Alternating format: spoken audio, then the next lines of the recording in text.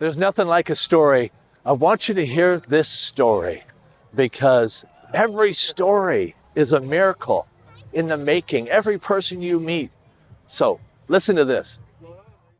Well, we're going to hear a story. If you've been coming to our church for a few months now, you know that every week we are sharing one of our stories here because the word says we overcome by the blood of the Lamb and the word of our testimony. And so we've been sharing stories. And Elizabeth, I wanted you to hear her story specifically because the moment I met her at our first campus over on 6th Ave, she's been with our church from the very beginning. She's one of the first people, and I recognized immediately the call of God on her life. And sometimes the call of God looks like a gift, like a teaching gift, like Pastor Dean or John, or leading in worship, like you just saw.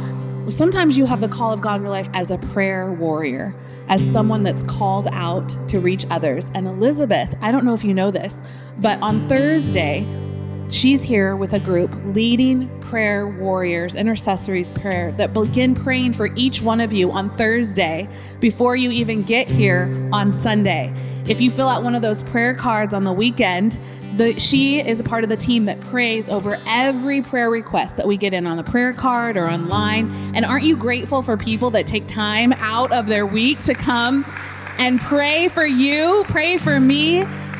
And no matter what's going on, she's here on Thursday nights. And so this ministry starts long before you get here. She's here in the mornings, on Sunday mornings preparing. She was here before I was here this morning, truth be told, and most Sundays. But you, 20 years old, and you felt a very specific call of God on your life to really be a missionary, locally and globally. Yeah. But you asked God for a confirmation of that and had talked about how that happened. Yeah, I mean, I've always gotten the word of me going overseas and being a missionary, but they were all my friends. And so I was just like, God, I want someone that doesn't know my story, that doesn't know who I am, and to speak, if that is your will, over my life. And so he did that.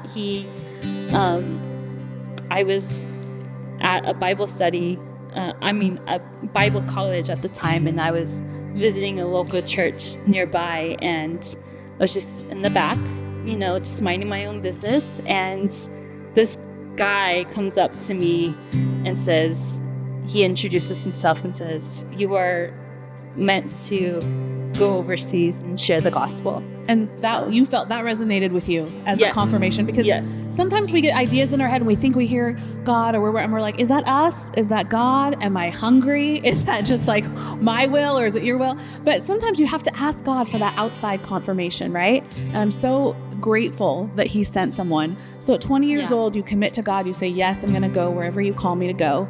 I'm going to, and some of us, which is a big ask, because some of us don't even want to go to South Tacoma Way, right? Or outside our normal routine. So to say to God, I'll go wherever you call me to go, is huge. And you think then from that moment, life is going to be good. You just said yes to Jesus in this radical obedience, and he's got you. But really, all hell broke loose in your life from that moment. Yes. Your dad walked out. Your mom gets diagnosed with breast cancer. And you really spend the next 10 years helping your mom, helping her in her healing. She gets radically healed, by the way. Yes. Yeah. Yes. So absolutely. you put your life on hold, you come, you take care of your mom for 10 years, and you continue to dig in and to seek the Lord and believing this call on your life. What do you want to say to someone that, they're desperately, they feel like they're supposed to go, they got this word from the Lord, but they don't have a prayer life active yet, or they're struggling? What would you say to them? Continue to be in his word, and in prayer. He's not giving up on you. So just continue to hold fast to the promise that God's placed in your life, and dig deep. Yeah. Dig deep. So cut to 10 years later, you come to me a couple of months ago, I remember we're standing in the lobby, and you said, I have my ticket. I'm going. And where are you headed? South Korea. She's headed to South Korea in October. She's going to be one of our missionaries that we're sending out. And I'm so excited for you. And you have a job here, a life here, but you're going. And I think it's so incredible. And so confirmation, talk about confirmation. Last hour, she was down at the altar praying for people, and a gentleman came up, and it was his first weekend here. He doesn't live here. He's from San Antonio, Texas. He's here for one weekend. He comes up to you and says what? He lived in South Korea for 10 years, and his heart is always for missions. And so he's grateful to meet someone. Yeah. Like a perfect timing. I love God continues to work. Elizabeth steps out in obedience this weekend, shares her story. God sends someone I've never seen before to say, I spent 10 years in South Korea. I want to meet you. I want to encourage you. And that's how God works. Final word, what do you want these people to know about just staying with it? You know, whatever that call may look like, whether it's serving, maybe missions to them looks like our street team that goes out on the weekends, serves those that are experiencing homelessness, or giving birthday parties, or showing up at the door, or serving in kids. What do you want to say to them about just faithfulness? Yeah, I mean, every season it's a venture with God.